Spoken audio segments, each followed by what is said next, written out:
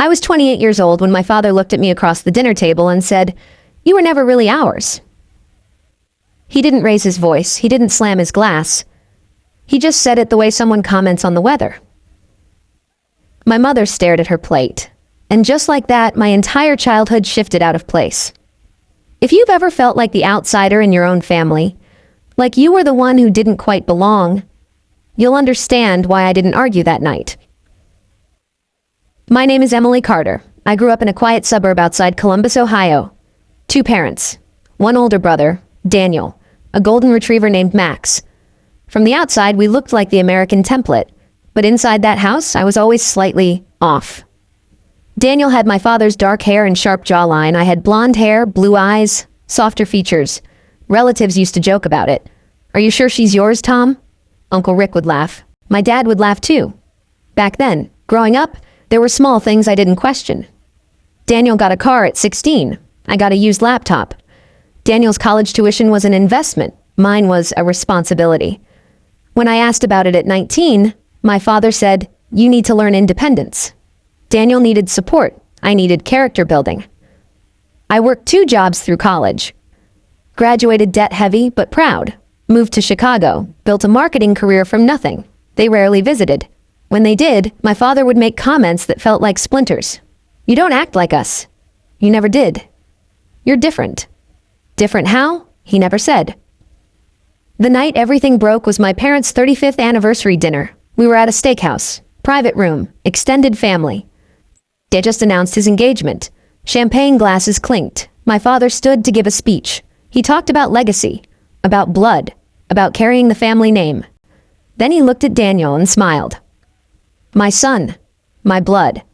And then his eyes shifted to me. "And then there's Emily." There was laughter. Awkward. I forced a smile. He took a sip of wine and added, "She was always different. Sometimes I think the hospital mixed her up." More laughter. But he didn't laugh this time. He just held my gaze.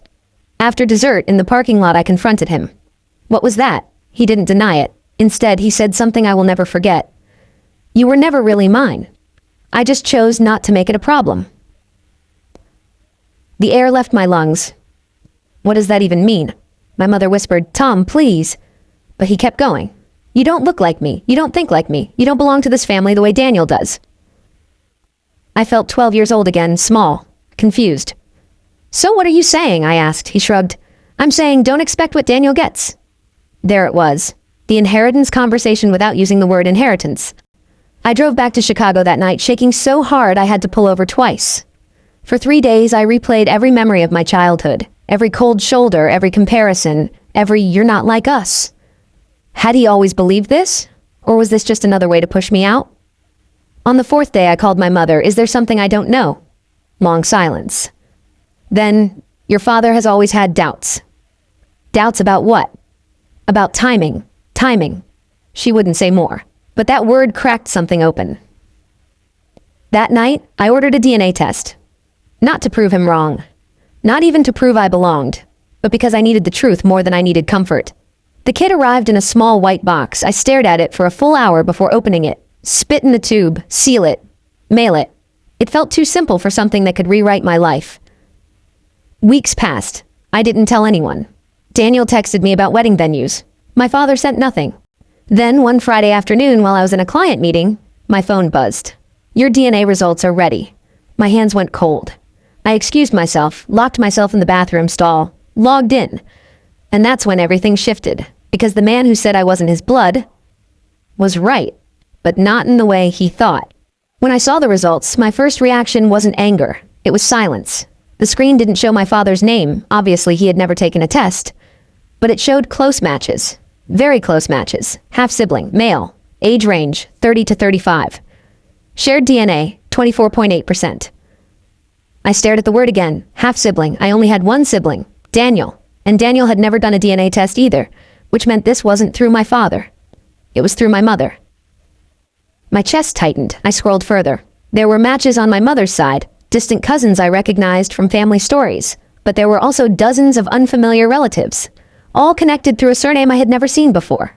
Whitmore. Not Carter. Whitmore. And then I saw it, a message notification from the half-sibling match. Name, Ryan Whitmore. Message sent 2 hours ago. Hi. I know this might sound strange, but I think we share the same father. I've been trying to figure this out for years. I couldn't breathe. For years.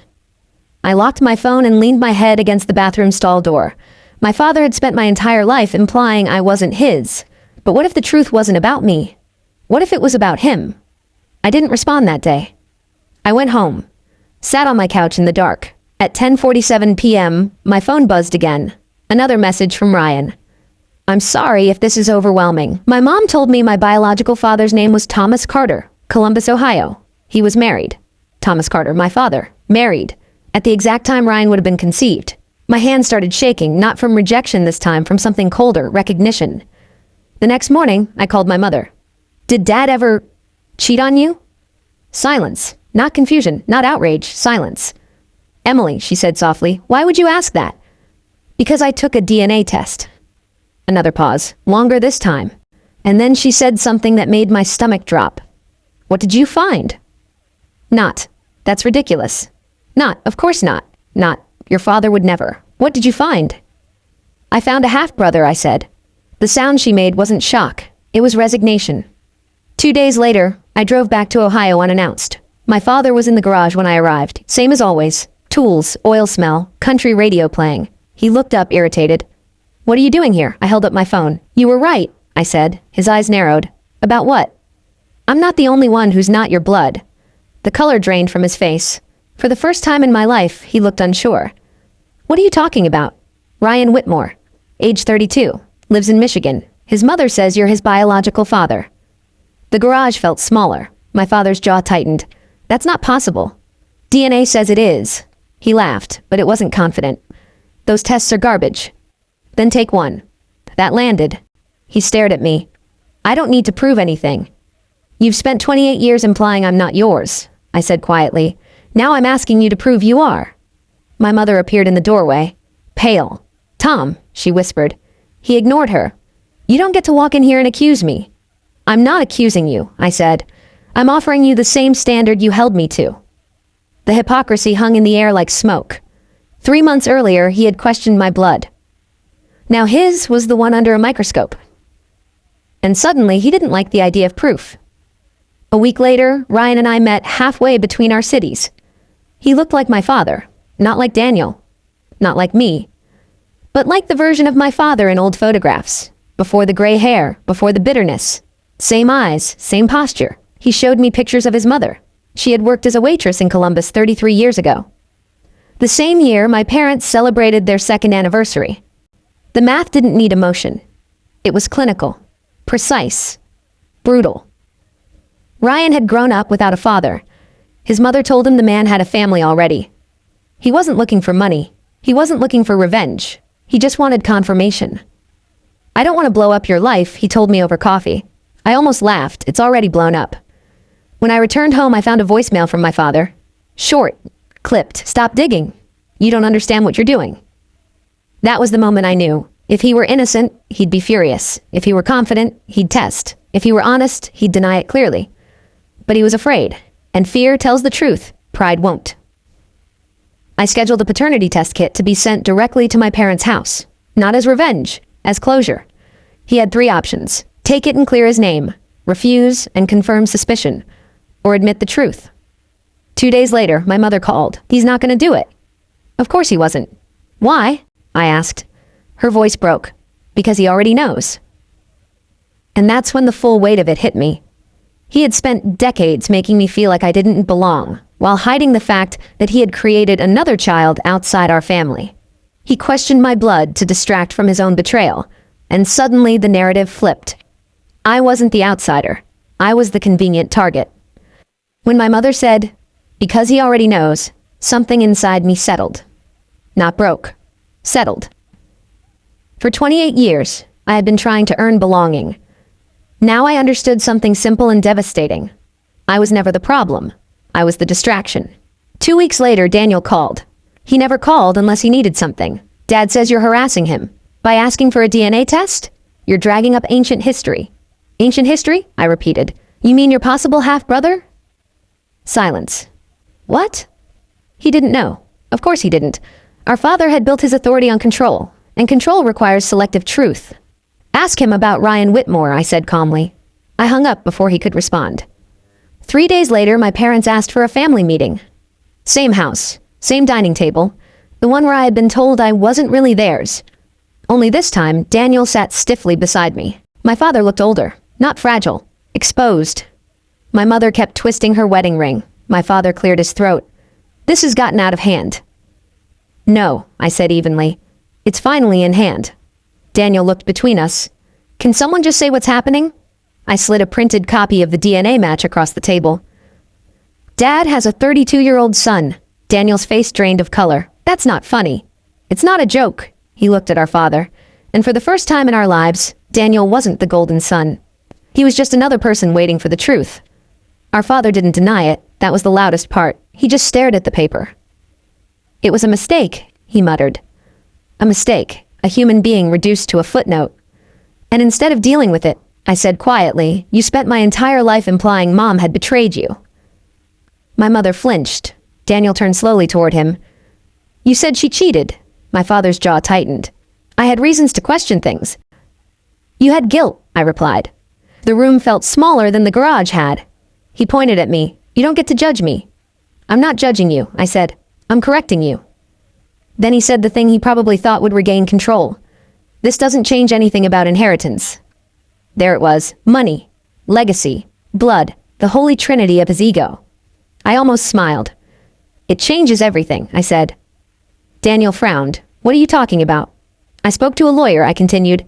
If Dad passes without acknowledging Ryan legally, and Ryan establishes paternity after the fact, the estate can be contested.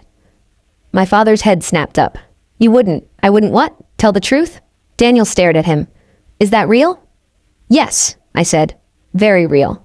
And suddenly the man who had weaponized bloodlines his entire life realized something brutal. Blood works both ways. For decades, he had implied I was less his, less worthy, less entitled. Now the law recognized another son he had ignored. And unlike me, Ryan had proof. Not suspicion. Proof. My father stood up so abruptly his chair scraped across the floor. This is blackmail. No, I replied calmly. This is accountability. He looked at my mother. She didn't defend him. That might have hurt him more than anything I said. Daniel exhaled slowly. So what now? He asked. I looked at him. Really looked at him. For years I had resented the favoritism. The cars. The tuition. The praise. But he hadn't built that system. Our father had. Now, I said, decides if he wants to fix this before it explodes later. 2 months passed, no dramatic apologies, no emotional speeches, but something shifted. My father contacted Ryan, not warmly, not proudly, but legally. A private settlement, acknowledgement of paternity, inclusion in the estate documents, clean, quiet, controlled, the way he liked things. Except this time, it wasn't on his terms. It was on realities. The last conversation I had with him was different. Not tender, but honest. He stood on the porch as I prepared to leave. You always thought I didn't believe you were mine, he said. You said it. He nodded once. I was trying to protect myself. From what? From being the one who broke the family. There it was. Projection. He distanced himself from me so he wouldn't have to look at his own betrayal. He made me feel like an outsider so he wouldn't feel like the guilty one. And the cruelest part? A piece of me had believed him. I took the test, he said quietly. I stopped. What? I sent it in last month. My heart thudded. And? He swallowed. You're my daughter. I didn't cry. I didn't collapse into his arms. I just nodded. I know, I said. Because the truth is, I never doubted my mother. I doubted him. 3 months later, Daniel called me. Not about money, not about drama, just to talk. We'd both seen behind the curtain now. The myth of the untouchable patriarch was gone. And weirdly, that made space for something more real. Ryan and I still text sometimes. He didn't want a father. He wanted acknowledgement. He got it. So did I. My father once told me I wasn't really his. The DNA test proved I was. But it also proved something bigger. Blood doesn't make you belong. Integrity does. And the moment I stopped trying to prove I was their blood was the moment I finally became my own person.